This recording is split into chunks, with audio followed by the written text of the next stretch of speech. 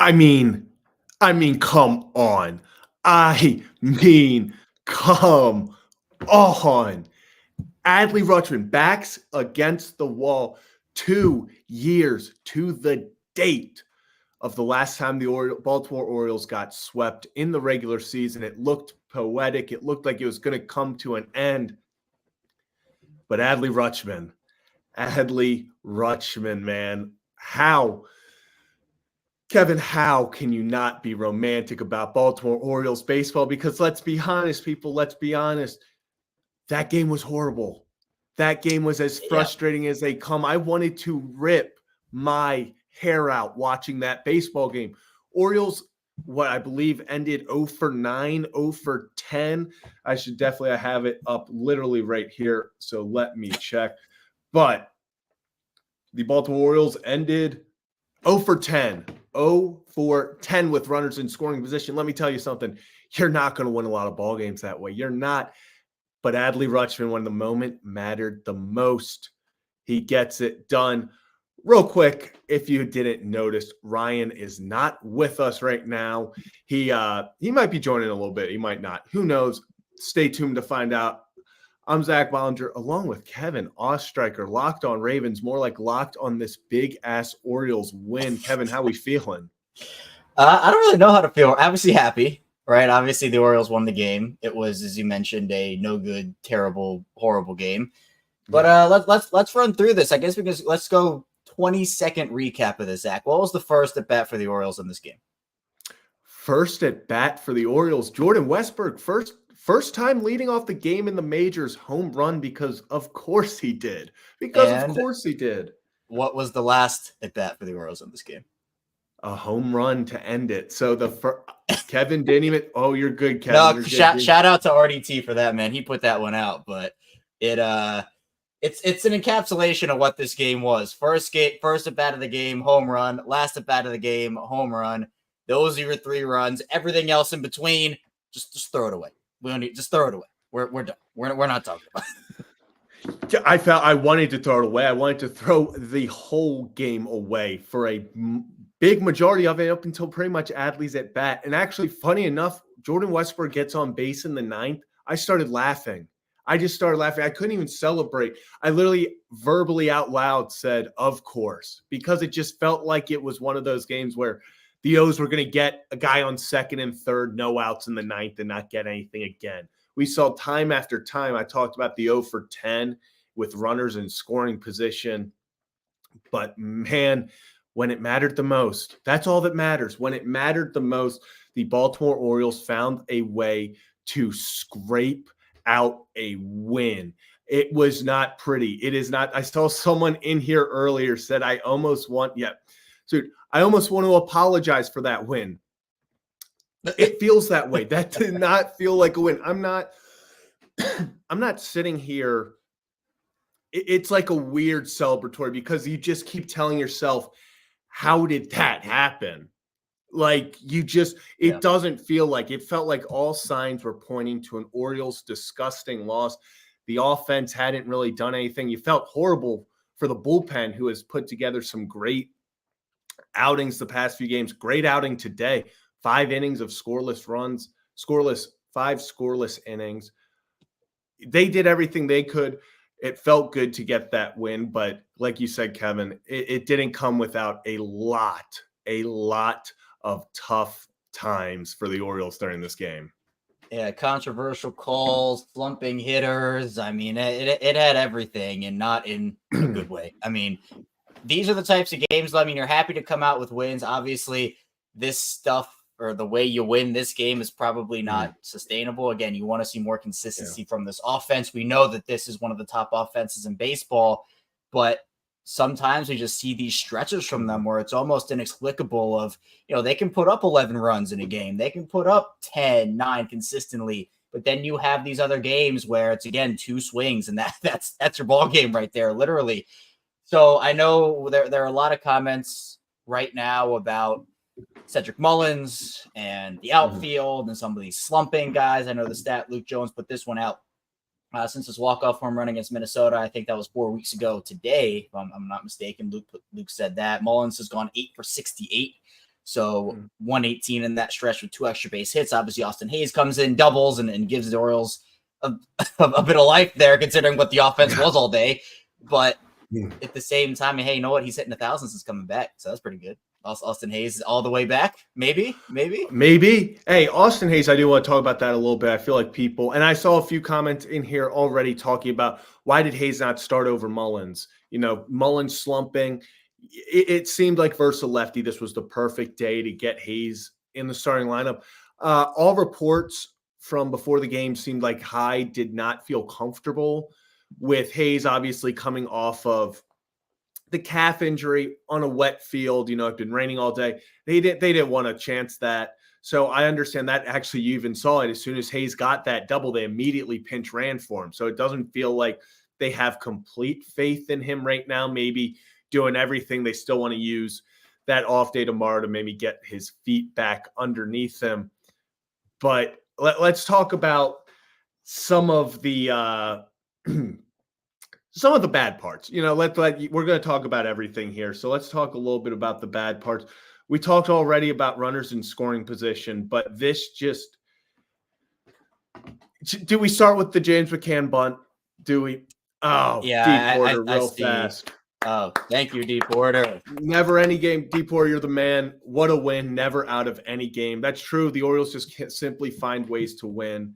But let's talk about James McCann, the safety squeeze with Anthony Santander on third base. And 2 strikes. Also just put that out there. There were also 2 strikes. That was that was an interesting call. I'm just going to call it what it is. It was an interesting call. I think it worked out because I think Tony was safe. I don't understand why we even have replay if we're not going to get the calls right. But we're not going to talk about that right now because the Orioles ended up getting the win. Also, real quick, met Cube yesterday at the 7-7-1 before the game was canceled. Cube's an awesome dude. Shout out you, Cube. But, man, that was a tough, really in 2-3 straight innings where they just kept getting guys on. It felt like they literally, McCann, it was desperation. It was a man on first and third, 1 out against a dominant pitcher, and they literally just said, backup catcher's up. James, go try to make something happen. And wow, that was a call. I know Hyde's getting a lot of flack for that one. Kevin, we'll start with you. What are your thoughts on it? Well, I hope you start with me. There's no one else in here. Yeah, that is very true. Okay, good point, Kevin. Should I bring Banksy in? We'll go to Banksy first, and then we'll figure that out. No, yeah, not the call I would have made personally. Obviously, I'm not the manager of an MLB team, and Brandon Hyde knows a lot more than me about baseball. But in that situation, it did feel like, at that point, and Jacob Kalvenmeyer put this out too, he's like, McCann's a fine bunter. He can get that thing down. The offense wasn't doing anything. At that point, you're right. It's just like, try whatever you can do. And if you get the run, you get the run. But Santander, we got word from Brandon Hyde after the game that Santander bruised the knee on his early collision with the wall. And then that actually got worse on his slide in the 8th, the double, and then obviously the slide. But I don't know. It just feels like Santander, Jacob's saying he's in the 24th percentile of sprint speed. To me, that's just not the moment to do it. In that situation, is McCann Adley? Is McCann Gunner? Is he Westberg? No. But it just feels like the percentages are higher for him coming through in the clutch. And the Orioles won the game. So, I guess it's no harm, no foul at the end of the day. But, what if they had lost the game? We'd be having a different conversation about that moment in a situation that would have tied the game up. So, I don't necessarily know if I would have made that move myself. In fact, I'll say out here that I wouldn't, but I don't know. It just felt puzzling to me why they would choose that moment with Santander, especially if they already knew that he was a little banged up anyway with that knee. It wasn't the situation I would have done it in. Yeah, I completely agree. And real fast, Joe, my man. Wow. That was, you got to stand. Joe, I'll stand for you. Appreciate you. Good job, Kevin. Good job, Kevin. And Pocket Watch as well, my man. All right. Thank you, Pocket Please Watch. remember to smash that like button. Yes. So usually there's a lot more of us. Ryan, Ripken, Brad. We got the Rocco, reoccurring guest Rocco. There's a lot more of us usually in studio, but we do impromptu lives like this. So if you enjoy it, please remember to hit that like and subscribe button. We have a lot of cool guests coming on actually tomorrow's show. So be on the lookout for that. But back to what we were just talking about with the James McCann. By the way, he was safe, but regardless, move on. He was safe. I do want to put that out there. He was safe. I get not conclusive. He was safe. He was safe. It was conclusive in these biased eyes. But I understand if you have a Jorge there. I understand if you have a Cedric there. I understand if you have a gunner there. Pretty much anyone but a wounded Tony Taters there. I'm going to want in that situation. But it's not necessarily the fact that it was James McCann bunting in that situation. I think everyone has an issue with who the guy on third was, being an injured Santander. So in that situation, I think it's kind of makes it questionable. As you said, it ends up working out somehow, some way. The Orioles found a way to win, but it is a situation where you look back on and you're like, listen, that we would prefer maybe in that situation. I would prefer 100%, not maybe prefer. I would prefer to have someone else on third base than a wounded, hurt Anthony Santander. And actually, we have another guy join us, Jason Benowitz. Oh, what's up, Jason? What's up, guys? Unreal. I'll start with a story. I'll admit it. I'm not too proud. I texted Zach. Yeah. 5 minutes before this game ended. Mm-hmm. And I said, I'm not proud of this, but this is where we're at. I texted Zach and I said, I have a meme prepared in the drafts for when the streak gets broken. Mm-hmm. And today it stays in the drafts. Yeah, there we go. I wouldn't have liked it if it ended that way though, with the rain out. It would have felt wrong. So I'm not going to lie, part of me almost wanted, like, if we were going to do it, make it be like a weird way where we could like spin zone it to be like, it took Mother Nature to beat the Orioles. Like I was already like looking at spin zones towards the end of the game. Like Jason was saying, I thought, especially once I found out it's 2 years to the day that we started the streak or we last got swept, I was like, oh man. I was like, it's all just poetic. Yeah. And Steven, we talked about this a few minutes ago. We can go over it again now that Jason is here. 0 for 10 with runners in scoring position. Yeah, you are very right. You are not going to win many games. You shouldn't win any games, really. It's not sustainable. Yeah, that's not sustainable. And I've tweeted out a few times already. The Orioles right now are extremely reliant on the home run to win them games and to score them runs. They are 24th, I believe, right now on base percentage, which is not something that is going to be sustainable long-term. You have to continue to get guys on base. You have to be able to move runners over and manufacture runs when the home run ball is not there. So I do think there is some concern with how much the Orioles are relying on the home run ball, but man, are they. If you're going to win them, at least win them, because they didn't play well today. They didn't play well enough to win, but they still won, and that's what's impressive about this team. Jason, what are your thoughts? What was going through your head as Adley hit that ball?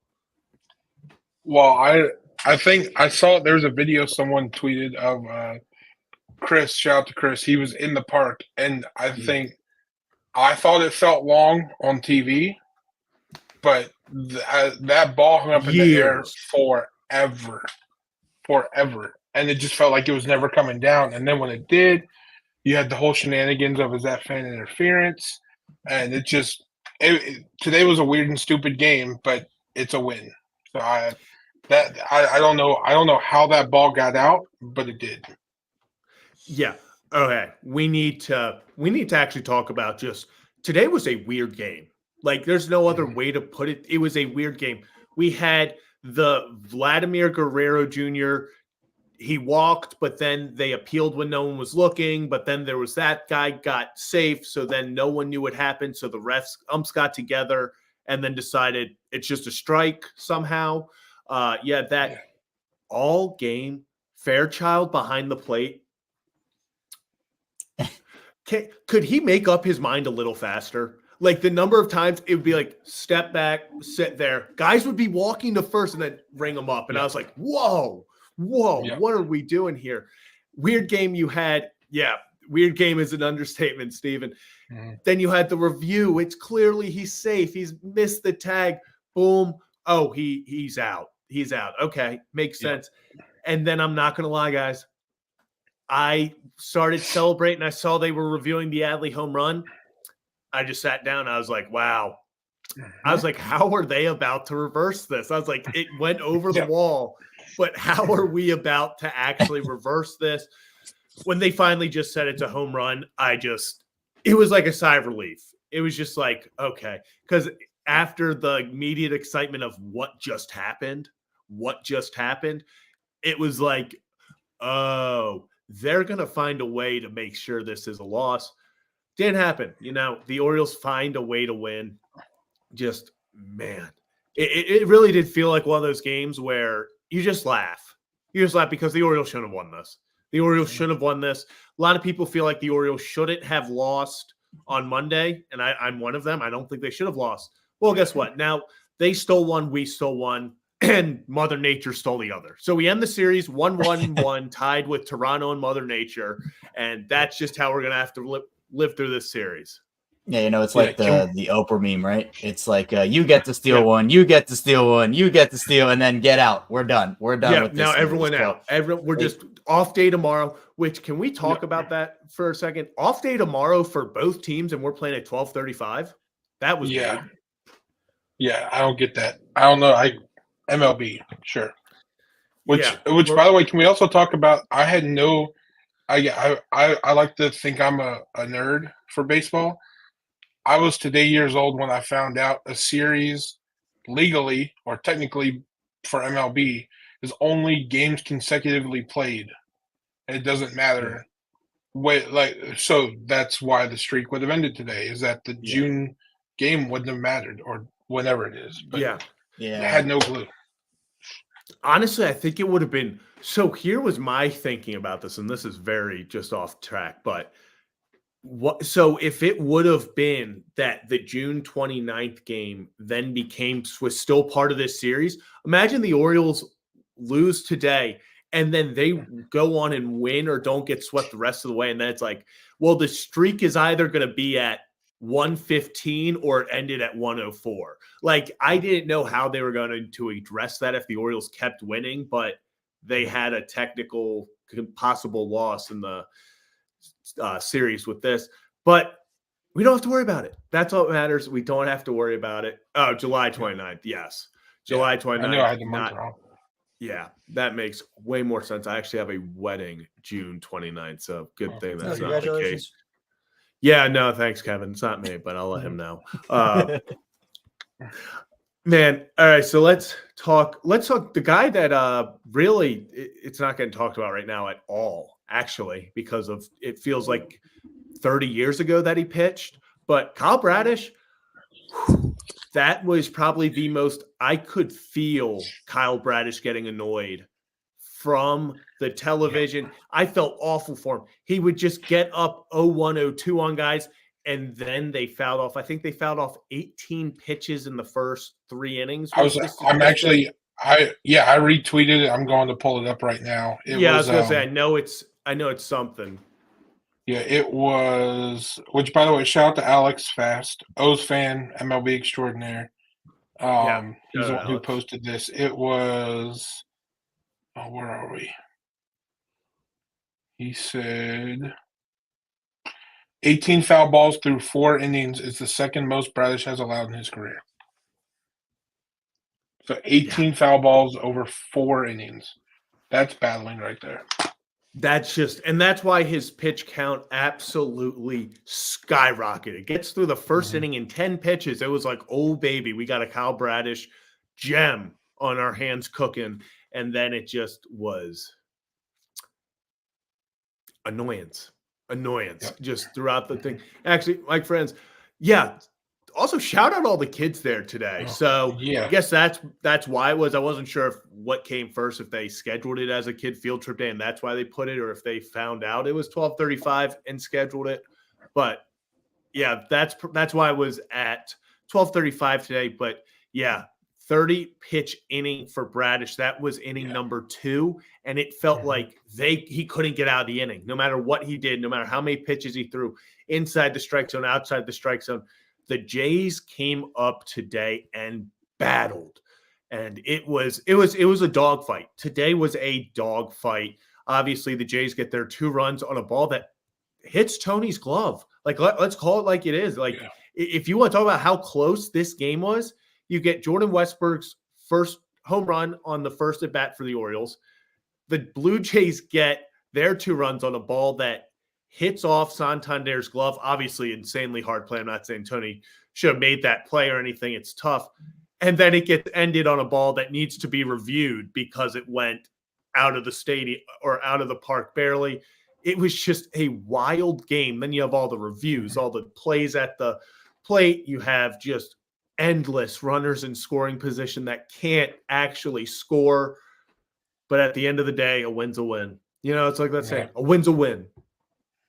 Yeah, I don't know if you guys talked about it before I hopped on, but I'm sure I'm not alone in this. I don't know what we do, but this replay system is going to give all of us a heart attack. Why do we have it? Right. It's one that I get why they're using the system they're using.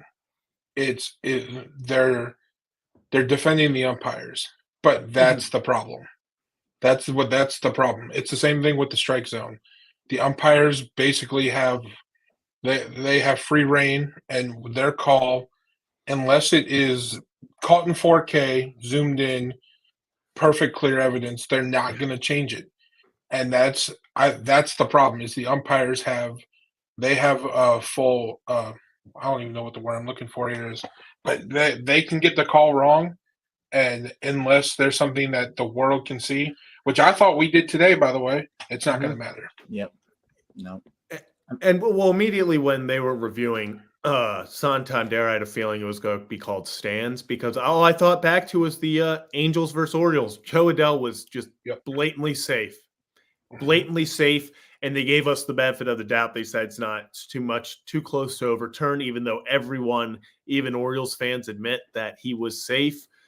Man, and yeah, you know what? This is Mike. We got the expert on, so let's talk about it. New stash look for Kowser, Jason. How are we feeling about that?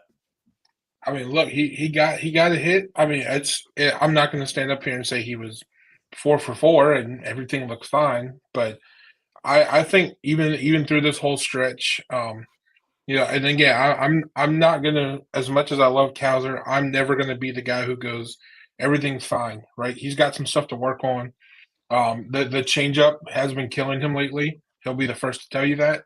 And pitchers are throwing it to him, especially with 2 strikes. But I think, especially in the last couple games, he's found a way to make contact. I mean, I don't have a number in front of me, but his foul ball rate, he's had battling the bats.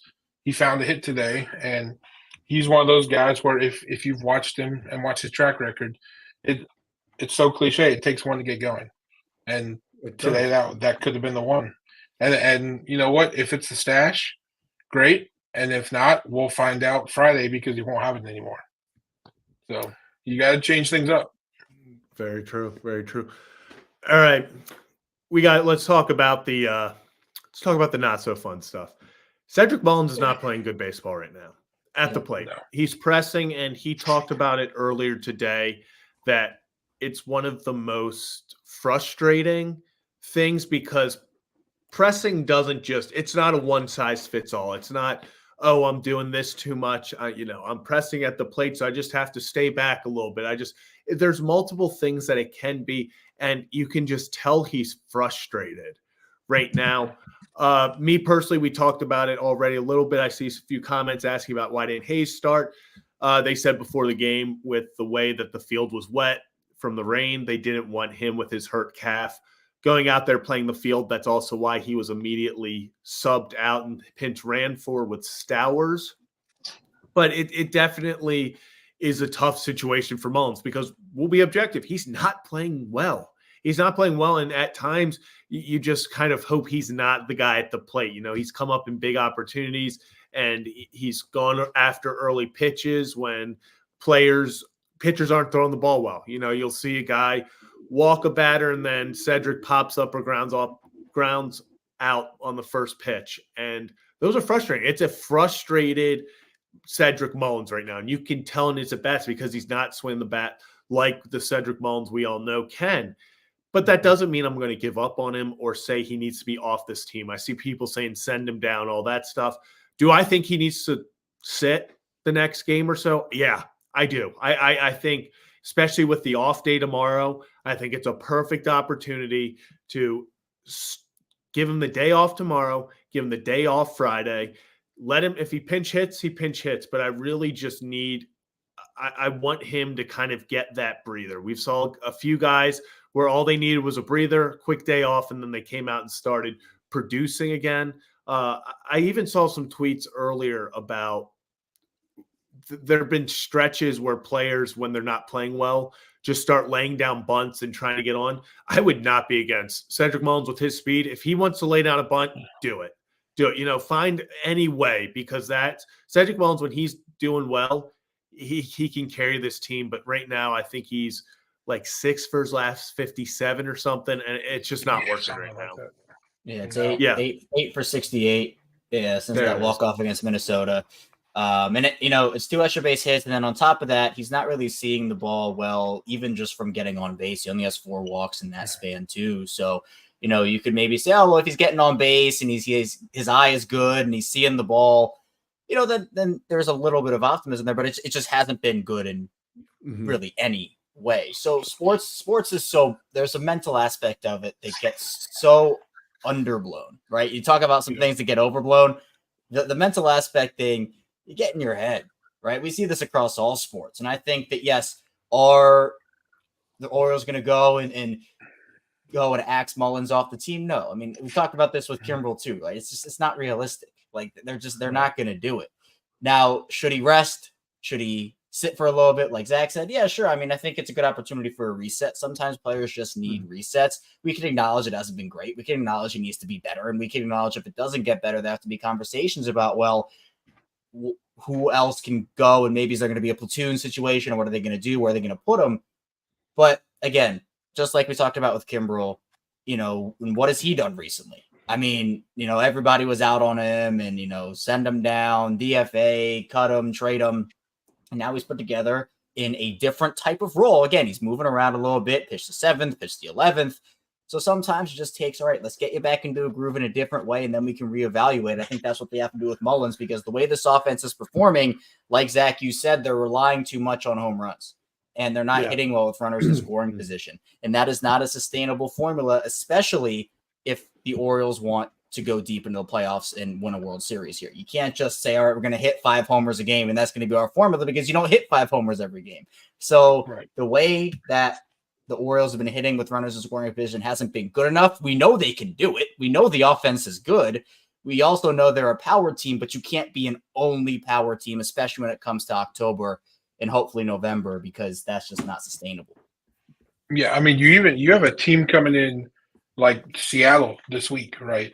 And they're pitching. I forget who's pitching what day, but they got their guys going, and you can't rely on 5 solo homers, because you're not going to hit them against their pitching staff, especially their starting staff. So you got to get guys on, you got to get guys over, and whatever starting 9 is going to get that done right now is who you have to put on the field. Full stop. Yeah.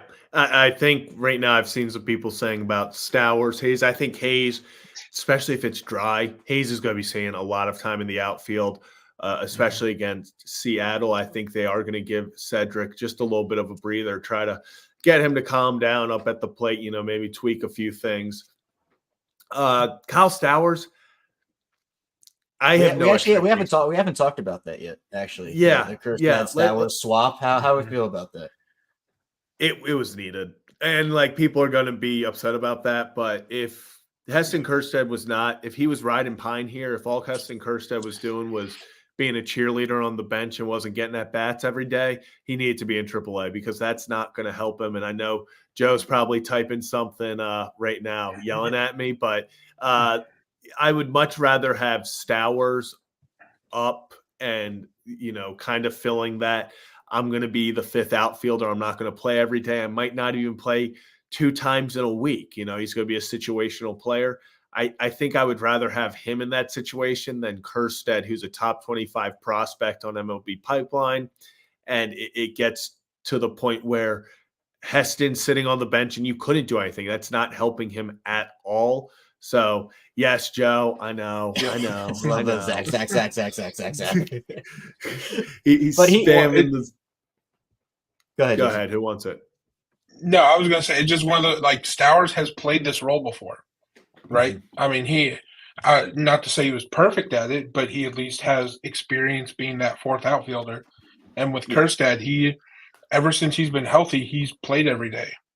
So I think, over time, he can come up and be that guy. But I think right now, again, you're trying to put your best 9 on the field and sub in when you need to. And Kjerstad has just never done that before. And the times they've put him in to do that, it shows. And here's the thing, too. I feel like there are 2 different – well, maybe there are multiple different subsections here.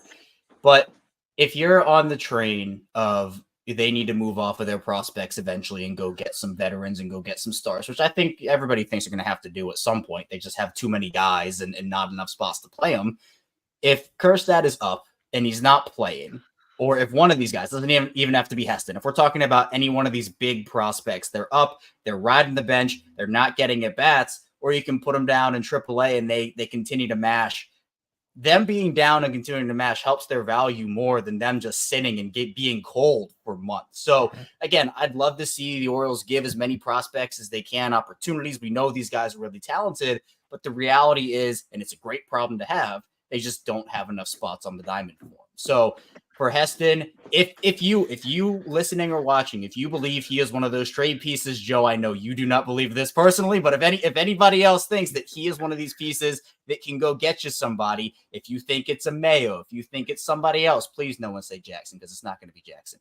But to me, the best way to get the best value out of these guys, if you're on that train, is they play. And then you can trade them because they're hitting, 320 or something, mashing homers, doing whatever. So it's a situation where you're right, Jason. Stowers has played the role. He's familiar with it. And I think for Heston, it's unfortunate. I think he's super talented and has a ton of potential, but there just aren't enough spots right now. All right. So you just brought him up, and I think let's talk about him a little bit because right now, I don't necessarily want to talk about him. I want to talk about the guy that I think is blocking him now. Jackson Holliday. Can you bring up Jackson Holliday right now and play him at second the way Jorge Mateo is playing? Because I don't think you can. Jorge Mateo, we've got, I saw someone, last year we had April Jorge, now we have May Jorge. If Jorge Mateo stays on this team and stays on this path that he's on right now, in 2028, we are about to see the greatest postseason run of all time by Jorge Mateo. We just got to stick it out till then. But let's talk about Jorge. Every aspect of the game, defensively, he's making a difference. He's been a difference maker. Let's say Anthony Santander catches that Bo Bichette ball. The whole reason a game wouldn't have been tied at the time was because of an insane play by Jorge Mateo, stopping the ball with a man on second that would have scored a run, if not for the next play he scores anyway. So it doesn't really matter when you look at the box score, but it's little plays he's made every single day that make you sit back and go, this is the Jorge Mateo that, he keeps you hoping. This is the Jorge that you cling on to when he's 0 for his last 36. It's that it's in there, and it's in there. That electricity is in there somewhere. But man, I get when it's frustrating, but right now he's proving that he's putting it all together. And we've seen flashes of it, and this might just be another flash, but I've said it before, when he's on, it's good and bad, but Jorge Mateo is the most electrifying player to step on the field every single time he does, whether it's going to be for a good reason or a bad reason. It's up for the game to decide, but he goes out there and he makes a difference every single time. So what are your guys' thoughts on Jorge right now? Kevin, you can go. Oh, for me, yeah. I mean, the Orioles are better when Jorge is on. I mean, Ryan did the breakdown on it, kind of how good he was in April of last year, and then kind of the downward trajectory he went on for the rest of the season. He's a good player to have, whether you're using him as a utility guy everywhere, because he gives you so many different things. I mean, when he's hitting, I mean, we saw my favorite thing, and obviously McKenna's not there anymore, but the M&Ms with McKenna and Mateo, and they were homer in the same inning. I think no one's going to forget that, because it was just one of the more improbable things we had seen this team do. But he gives you that speed element. I just think he's a good guy to have around. And his role doesn't have to be the biggest. He doesn't have to play every single day and always be in the lineup. But you have a guy, and I think what we're going to see is eventually, and this is, I don't know how far down the line this is, whether it's a month, 2 months, next year, but they're going to probably make a decision between Urias and Mateo, and then it'll probably be the rest of their guys. You know, Jackson, he'll probably be up again by that point. So I think Mateo's a guy you want to have around, and somebody that already has shown what he can do.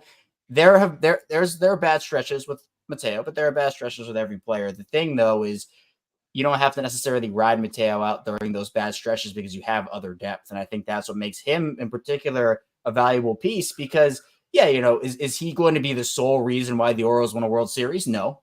I mean, you obviously put in terms of importance factor, Adley and Gunnar and Westy and, you know, Burns and Brad, all these guys. But he's a nice, I guess you could call him a glue piece, like a glue guy, essentially, to get out actually, there. someone just did up here. I was going to say someone did someone?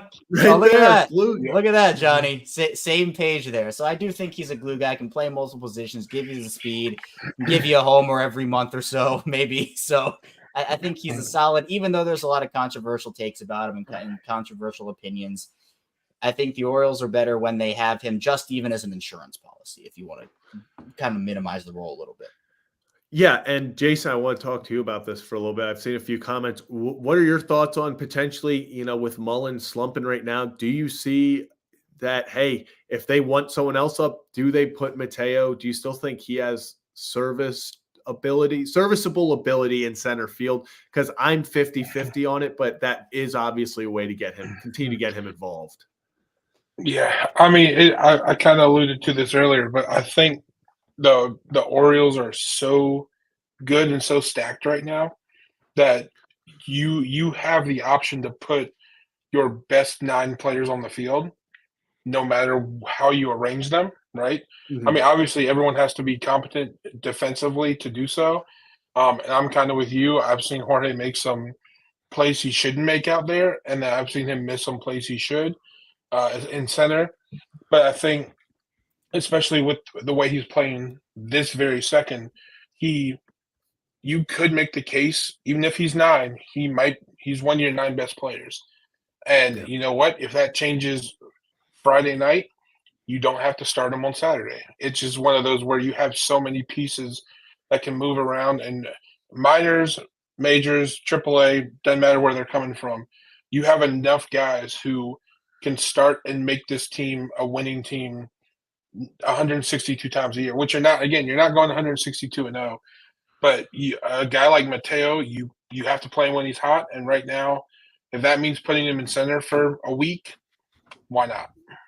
Yeah, and Steven, same wavelength today. Even if Mateo isn't in the starting lineup, he's very valuable as a runner in late extra inning situations. And yeah, if Mateo hadn't started today and they were committing to McCann was bunting, I can assure you it would have not been Tony sitting on third base. They would have had Mateo in there to make something happen, and Mateo probably would have been safe. Hell, maybe even standing up. So, yeah, to kind of wrap up the Mateo talk, Mateo is so valuable in every situation, so many situations on this team, whether it's in the starting lineup, defensive replacement, a runner on the base paths.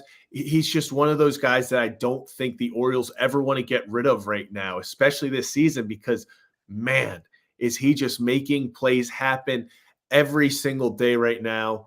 But let's move on to someone that maybe is getting a little too much hate. Brandon said, texting Ryan about right now about Big Mike. Can I get the boys to talk about how good he's been his last few outings? Yes, that you bullpen, can. man. That bullpen. 5 Talk to me, Kevin. scoreless. Yeah. 5. Well, I don't know if you can hear me because my computer's about to absolutely explode on me. But we're gonna try. Yeah, 5 scoreless innings for this bullpen. Jacob Webb gets out of it. 3 walks for him. So he look, no runs though. That's what counts. No runs, got out of it. But then you have Perez going 1 1/3. But Big Mike 1 2/3 scoreless. He gets a strikeout there. I mean, the bullpen's been on fire for a while. Obviously, we talked about Kimbrel and his struggles, but he's been great the last couple of times out. So this bullpen's hitting on all cylinders right now. Obviously, is it 100% perfect? No, but it's pretty close in my opinion. Yeah, and just to focus on Mike real fast, man. So he had the scoreless outing today, 2 scoreless a few days ago, and man, Mike Baumann. A lot of people, and I still see people still don't trust Baumann. Yes, there are people who are not going to trust him, and I understand that because he was having times where he wasn't doing well. He couldn't command the zone. His off speed wasn't there. But dude, we've talked about before when Big Mike has that fastball working and he can use it to work off of his other pitches. He's even, I believe, starting to experiment with, I want to say a 2-seam cutter. Don't quote me on that. I think I saw something about that. But he's experimenting on different approaches and stuff. And it's working out. Like, let's call a spade. He is pitching as well as he has over the past few years. And this is why the Baltimore Orioles don't get rid of Mike Baumann. Like, this is why they keep him even during the struggles, because they see that potential. They know when he's pumping 98, 99 up there and he can control the fastball and then work off his other pitches onto it, he can be extremely valuable to this bullpen. And hey, he's a guy that can go 2-3 innings. He's a guy that if they need a mop-up, if they need someone the starter doesn't go too deep like today, he's going to go out there and give you solid innings. And right now, he's probably one of the hottest guys in the bullpen. It just feels like he's going out there in big situations and he's getting it done every single time his past 2-3 outings. Jason, how are we feeling about Big Mike? Yeah, no, I mean, I'm not scared to raise my hand and say there are times when he's freaked me out, right? I mean, I'm sure everyone's felt that way, but the kind of keeping the same train of thought as we kind of did with Mateo, the Orioles are I'd say, at least from a front office and coaching standpoint, they're the most patient team in baseball. I don't know another team who probably would have kept Mike at this point or kept him, in the situations they've kept him in. And especially lately, when you don't give up a run, I know it makes us scared to death and probably lose some years on our lives when the bases get loaded. But if there's a 0 on the scoreboard, that is literally all you can ask for. You're asking your bullpen to come in and shut it down, not give up any runs. Again, it might not get there easy, but a 0 is a 0. And so this week, Big Mike's done that. Yeah, Big Mike's done an incredible job of that, and he just looks way more comfortable up there. And man, isn't it crazy what happens when he's able to pitch on regular rest and he's not pitching 4 times in the span of 6 days? There was times earlier this year where, man, he was pitching so often, it's hard to get into a rhythm. You're going to feel fatigue. You're going to get to the point. Oh, man, I just saw Johan Ramirez DFA'd by the Mets again. Oh, poor guy. He's becoming the new who is it? Luis Diaz. Yes, thank you. That's what I couldn't Yeah. think of. Yep. Just bouncing back and forth between organizations right now.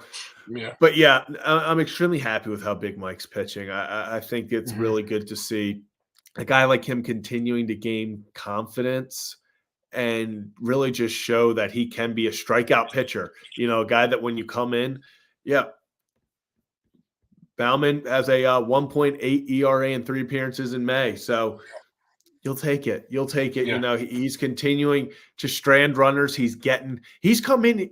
I don't think people understand. He's come into the games in some massive Mhm. moments. I Yes. remember Yeah. specifically against the Royals, bases loaded. It seemed like it was that game where nothing good could happen. It just felt like the Right. Royals were always they were coming back. It was when we were up, I Mhm. believe 7-0, and then they come storming back. The Orioles need an out more than anything. Big Mike comes in, one pitch, gets out of it. That's what you Mhm. need. That's what you look for. So super, super hype for Bauman right now. Yeah, and I think one thing I think people not need to settle down on, but this bullpen, I think they're still kind of finding their stride as into what works for who. We're obviously finding it out with Kimbrel, not just not closing, but also the amount of times he pitches in a week. Yeah. That's I know you're the bullpen rest guy, and and we're getting to the point where we find what version of that chart works for this set of guys. Because we haven't even talked about this yet, and I don't know if this is something you want to bring up. So we don't have to talk about it if you don't want to. But Rock said today Tyler Wells may not pitch again this year. I don't know if you guys Yeah. saw that. And it's just Yeah. this is the group of guys they have unless they make a trade. And I know we all talked about Tyler Wells coming back and being the closer, or potentially being the closer. And I didn't know until this morning there's a real chance he doesn't see the field again this year. So you have to figure out what works for the group you have on the field. Again, unless you make that big trade, which I'm sure, Uncle Mike's always cooking something. But this is what you have, and you have to find what sticks. Yeah, it is with Wells. It's in that situation that we've talked so much about before. Of this is why you have the depth you have. This is why the Mhm. Orioles aren't quick to just get rid of guys because they don't need them on the roster. Because you're going to have injuries. Injuries are going to happen throughout an MLB season. It is a long grind of a season, 162 games. You're not going to have your best 26 for all 162. So you need guys to be able to come up and down, to be able to step up in spots when there are injuries. So obviously, you just hope for the best for Wells. Man, would I love to see him, especially in this bullpen. But yeah, Yeah. it's why you have the depth. Also, Justin, my guy, Big Mike. Justin, hell of a job. Clap, Kevin. Thank you, Kevin. Thank you, I was Kevin. clapping. I was clapping. Come Just on, making guys. sure. I was just making sure. Okay. So yeah, no, we'll wrap up here in a few minutes. But anything else? Hey, just vibes. Let's talk vibes. Let's end it on a good note. How are we feeling right now, everyone? How are we feeling? And you in the comments too. Let's go 1 to 10. Where are 10 being this team's the greatest ever? You're loving every second of it. 1 being throw the whole team out. I'm done. We're never winning another game. Where are you feeling? 1 through 10. Everyone in the comments as well. Where are we feeling on the Baltimore Orioles? Kevin, we'll start with you. On the Orioles, I'd give it about a 7.5 right now, maybe an 8. Yeah. Move that up there. I think again, the offense, I'd love to see it be more consistent, them hit a little better with runners in scoring position, but they're still finding ways to win most of these games. And at the end of the day, winning is what matters. Again, some of the recent trends are more sustainable than others. But for me, I see a lot of 7.5s, 8s in the chat right now, 8.7 from Brian there. So yeah, I think that's about where everybody is. Where look, I think the way that the Orioles are hitting right now with runners in scoring position, you got to clean that up. But the bullpen's been awesome. We've gotten a lot of great outings from starters recently, for the most part. And to me, yeah, I'll give it like a 7.5 to an 8, right around in there. Jason, how we feeling? For the positive guy, I'm actually going with a straight 7. And that's because this team can bang, and they're not. They're just not. I mean, that's not to say they can't or I'm worried about them, but just as far as how this team is performing right now, they are so much better than what they've done this week. And that's why they get a 7 from me. And I think, luckily the pitching and the bullpen has been mostly finding a way. But you keep this pitching in this bullpen with the bats heating up. I mean, then you're talking a 10, But I just think right now the bats are so cold outside of these solo homers that you need to find it quick because you're going into a lot of good pitching over these next couple series. Yeah, without a doubt. And Joe, appreciate you. Joe says 7.5. Joe. Yeah, Joe, man. Even though they've taken 10 years off my life so far this year, I feel that. Trust me. We ride 27 and 14. Mm-hmm. Exactly. Boys are 27 and 14. I'm going to say I'm going to sit at a 7.5 as well.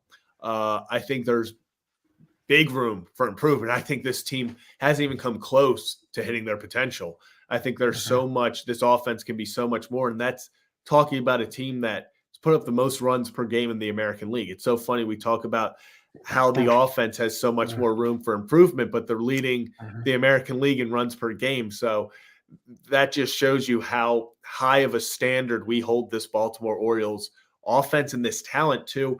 We're going to go 7.5. They can get better on a lot of fronts. The bullpen can get better, even though they're playing lights out. There have been games where they should win, but the bullpen wasn't always performing the best. There have been times where the bats don't show up. I would say this series we saw examples of the bats not showing up. Obviously, Adley Rutschman's clutch gene gives us something to celebrate today. But yeah, it wasn't something that was always pretty. It wasn't always fun. So I'm going to go 7.5. I love this team. I love where we're at. And I think if you're sitting there right now at 27 and 14 and you're going, there's so much room for improvement, it's crazy. Yep. That's a good spot to be in because the Orioles haven't touched the surface, even scratched the surface of what they can do. They're just getting started. So I'm fired up for this team, boys. I really am. I think this is just one of those games where all hope was lost and they still find a way to win. And it just encapsulates everything that, it's funny that it happened on the 2-year streak, 2-year to the day of them being swept for the last time. For them to be on the brink of it ending and they just found a way, that encapsulates what this streak of the sweepless streak has been about. Obviously, the postseason's a whole different thing and different beasts they're going to have to get over, but they just find a way. Even when they're not playing good baseball, they find a way. And at the end of the day, I mean, how can you not be romantic about Baltimore Orioles baseball? There's the line. There's the line. One more thing they need to start getting going is, can we get Corbin Burns some run support, please? Please. We're scaring him away, people. We're scaring him away. Yeah. Save some of these 10-run days and just keep half of them for a burn start, Yes, please. Let's make him actually consider coming back. I don't want him to sit there being like, oh, this team's not going to score any runs for me. But yeah, at the end of the day, yeah, if they put it together, this team can be unreal. Unreal. We've seen it, people every single day, someone new is coming up clutch. So I just think when they all put it together, this team can be unstoppable. And people say this isn't sustainable. You can't do this. The whole point of the MLB season, and we talked with Jeff Passan about this. If you didn't watch that was a few weeks ago. Go check that out. We had Jeff Passan on the show. He said all you need is a ticket. All you need is a ticket. The Rangers and Diamondbacks last year, 2 teams that were in the World Series. A week and a half before the playoffs started, neither team had a playoff spot. They were not seen as threats. These were the easy opponents for people to get. It's all about getting hype, getting hot at the right time. So get to October. Get to October. Get in the dance. And then I'm taking the talent that these boys have over everyone else. I think this team has the potential. Yes, I think they need to add a bullpen piece. I think maybe a piece or two on the back end, but that doesn't mean that this team can't win it all. This team is talented, and when they put it together, if they get hot at the right time, it's unreal. Kevin, do you want to talk about the Discord real quick? Rolling with Rock. Kevin, you want to talk about the Discord? The Discord is awesome. It's a place where you can join. I don't. My computer would literally, you would see an explosion on my screen, black, and then that would be the end of me there if I tried to put that link in there right now. Yeah. But join the Discord for baseball. For what? No, put it in. Go ahead. Jason wants content. Is what he wants. Yeah. So we're gonna keep pushing along with the Discord. It's a place we have a bunch of different channels. We do live watch-alongs for the games. The community in there. Rolling with Rock has been awesome, helping us build that and helping us grow that. So I don't know, Zach, if you can put that link in there. Rolling with Rock, if you can do it. I'm not sure. Yeah, Rolling with Rock. I'm not sure that you can put. You might have to do it from the StreamYard because I'm not sure that anybody else from the outside is allowed to put links in the YouTube chat because I've tried before. Interesting. You just go to the Discord and then it should say invite and then copy the link. But you can join our Discord. Also, channel memberships are coming in strong here on the Ryan Ripken Show. So we're going to put together a monthly stream for our channel members. You get exclusive content, exclusive emotes. We have the Zach, Kevin, Rocco, Ryan, Brad, Ollie. We got everybody in there. So you can use those in the chat if you do channel membership. We'll also be adding more perks to that as well. You can do the Holy Shirts and Pens is the biggest tier, and then you got the Rips Good Kids below that. So if you want to join, you can hit the join button next to the subscribe button on your computer. Phone, it gets a little wonky sometimes, but it's another way to support the channel and what we do here. And we have a lot of projects on the way, interviews especially as well, which is really awesome. We've had a lot of opportunities there, and stay tuned. We got some more coming out in the near future. But yeah, it's been a fun ride here, building this community up, and we're looking forward to continue to build it. So thank you to everybody who's been along for the ride. If you're new, welcome in, and hope you stay a while on the Ryan Ripken Show. Have you seen? Did you see the chat? Yeah, I did. Yeah. Thank you, Joe. Thank you, Joe. I'll pass on the word to him that he's $5 closer to getting a new leg. And Don say appreciate you as always. And hey, we're done with the haters, Don say. We're done with the haters. Yep. You know, all worked out, all good, all love. Yeah, we're all good. Appreciate you, Don C. I believe I put the link to the Discord. Yes, you did. Yes, you did. Yep. Boom. And by the way, I'll do your job for you. Make sure you like and subscribe to these boys. Oh, there you go. Jason's on top of it. Boom. Yeah. But yeah, someone's got to be. Yeah, make sure to like and subscribe. Doing these impromptu streams, but we will be back on our normal schedule tomorrow. A lot of cool, actually, I believe 2 cool guests joining tomorrow. So be on the lookout for that. But we actually overthrew Ryan. This is our show now. So so welcome to the Zach, Kevin, Jason show. Yeah, there we go. No, Ryan will be back. We'll get Rocco, Brad, the whole crew. Although we might have to figure out a new role for Ryan moving forward. And Joe, you're Joe. Oh, appreciate you, Joe. Jason emoji. We can make that happen. We can make a Jason emoji. It'll just be the Cowser gif. I'm trying. You know.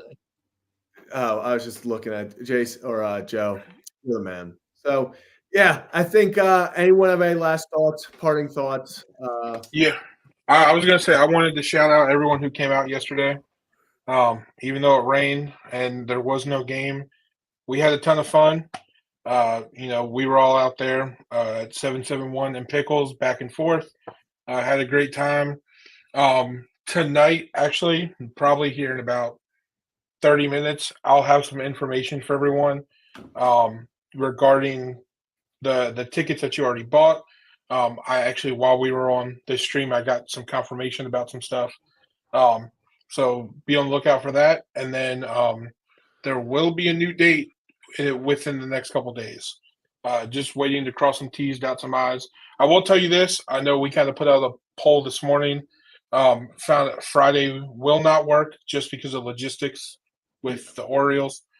So Friday will not work, but there will be a new date here in the next couple days, and then here in a little bit, I'll have some information about tickets. The tickets you already bought for the one that didn't happen yesterday. But thanks to everyone who came out. It was a great time. Great to meet some people that I've never seen before. We might have to have Rocco actually pay for Joe to fly out for the next one. So we'll figure that make out it too. happen, Rocco. Yeah, actually, Rocco's the one with all the money. So Joe said Zach, Yeah. Jason, Kevin better than Rocco. Appreciate you. Thank you, And Joe. appreciate everyone who showed up yesterday. That was awesome seeing everyone. Also, Mhm. shout out to Jason for putting that all together. So, but at the end of the day, Orioles take a dub, avoid the sweep once again. Mhm. So, for everyone here and that isn't here, thanks for tuning in and have a day, have a night, and we will see you tomorrow for another edition of the Ryan Ripken Show. I'll see you guys. Peace. And now,